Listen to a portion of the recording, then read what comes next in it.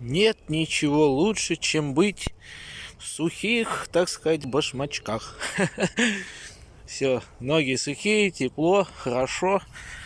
Вот. Из пещерного человека превращаемся в более-менее какого-нибудь современного. Вот такой весьма незатейливый способ подогреть макароны. Второй прием пищи. Вот. И уже вечереет. Скоро будем выбираться. Вот. Что еще хотел сказать? Ну почитал я эти новости, но это дурдом какой-то, вот честное слово. Ничего интересного. Вот прям даже обсудить нечего. Вот прям хоть что-нибудь. Что-то там пристыковалось куда-то.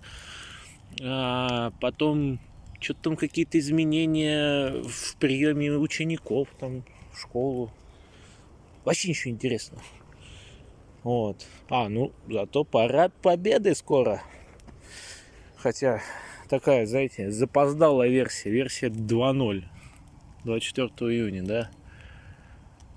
Так, а что там с этими маски, не маски, что перчатки, не перчатки, что носить или не носить? Господи, завтра вообще что-нибудь откроется или нет? Вот прям я что-то какой-то непроинформированный, честное слово. Надо у кого-нибудь уточнить. Вот.